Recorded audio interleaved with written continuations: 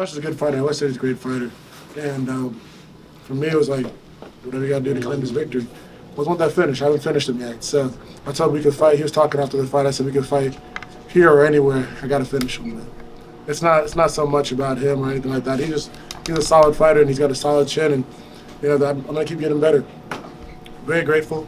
Very grateful to claim the victory, and looking forward to getting this title this year. And then I know this is probably the last time you fought in Florida was for the PFL Challenger Series. And then now you're back in Florida, got to fight in front of a lot of your friends and family. How important is it for you to have that support back home for this fight? Man, I'm so grateful. Everybody from my church, kids from the gym, my parents are here, my brother, my cousins surprised me. Very surprised me, man. I'm very grateful that they came. The guys that I grew up with, all three of us are a year apart. Man, I'm just so blessed, man. To move back to Florida, moved back December 3rd, 2020, with one focus in mind of being a champion.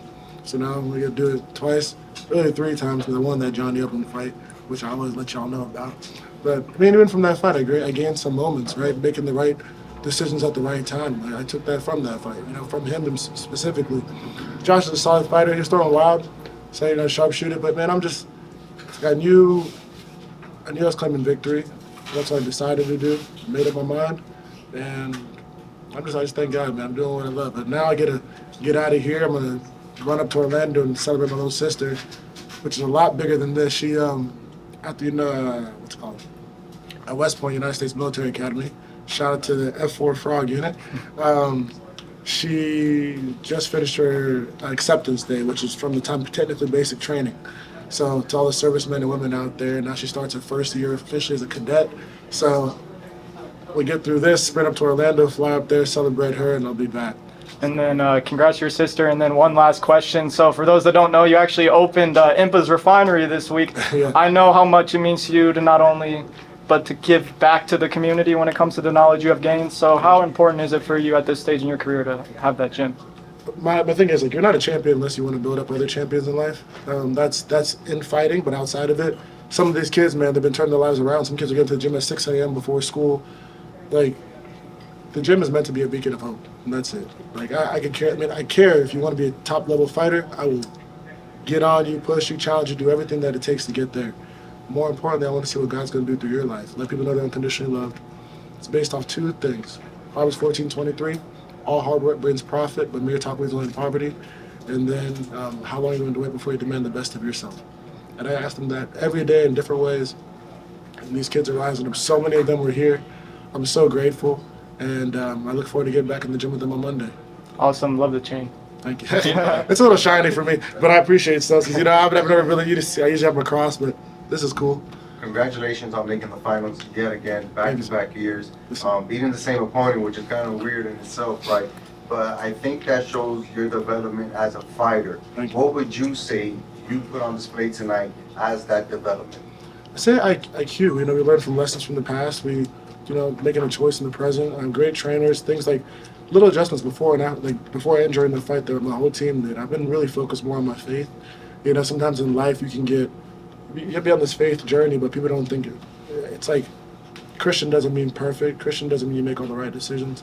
So I've really just been focusing on that, and just knowing that when I'm healthy, I'm the best fighter in the world, and trusting God for that. And I got teammates who I want to be the best. I have teammates like Wynn and Delano and everybody. I say my goal is to be the best to ever do it, and I want your goal to be the best to ever do it. So we raise the standard, and that's what it's been. It's been a testimony of raising the standard in life. Raising standard and everything, and you see that tonight. Josh is an excellent fighter. I have so much respect for his dad. When I got knocked out by Buckley, the first person to talk to my dad was Conan, and I won't disrespect their household or their name.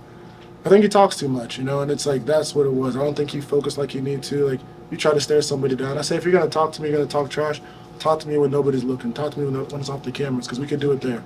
I think that too many times in this world we're so caught up on.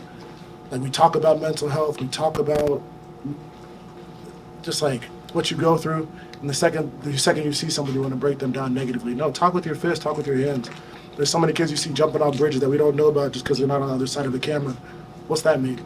For me, it's represent right, because now you got to eat those words and think about what you said. I just want Josh to know he's not validated by that. Just let that go, and you can be so much better, but you're so caught up in being angry and being a brat. It's not who he is. It's fake. And I think that like, if you want to take it there, it doesn't matter if there's a cage, to me.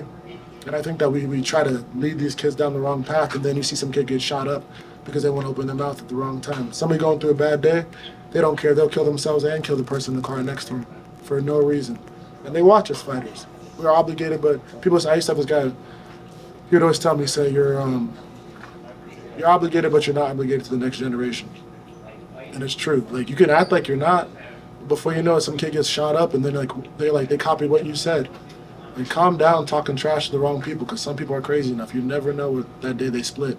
And then what are you doing? You're burying a kid because they try to copy you on TV. And I think MMA fighters, athletes do a terrible job of that. I saw it during the Olympics, and I saw a guy talking about he goes through depression, then he's talking about all the people in his heat are going to be depressed. Who cares how much money you make, how many gold medals and champions you have, if you don't really care about people? People are going to make mistakes. I've made many mistakes, like life, relationships, whatever, money. It doesn't matter. But God loves you unconditionally. One thing that like really pisses me off is to see like fighters think they're all gangster and tough, and then when they do it, he tried to talk to me after the fight, say, oh, it's not personal, it's not this. Like, you say it's personal, it's not this. You want to beat the shit out of me. I'm quoting him. My parents got on me about swearing.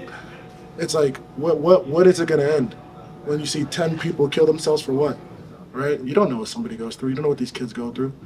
But I just like, my standard is like, be a champion in that ring, be a champion outside of it.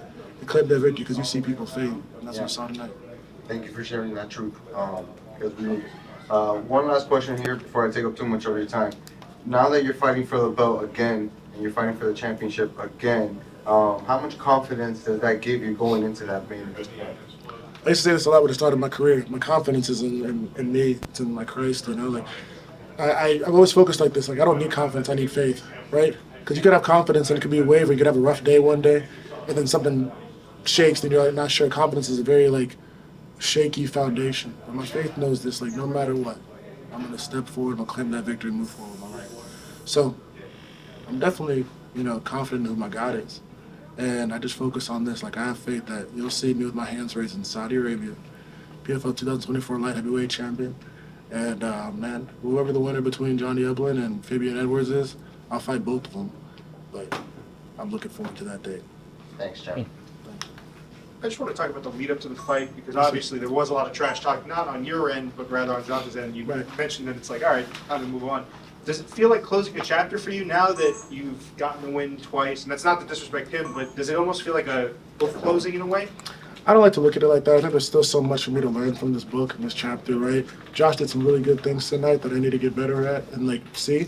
There are some decisions I made in the fight that obviously helped claim the victory, but the things I probably could have done better that my trainers see.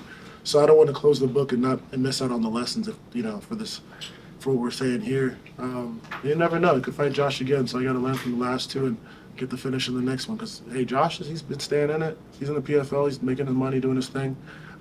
We could be the first matchup of next year. We could be the last again. Or in the middle or whatever it may be. But it's not closed right now. Like, what I tell a lot of with Dieter and I talk, like, practice never ends. Like, what can I do to get better, right? And that's part of the notes I need to take from this fight.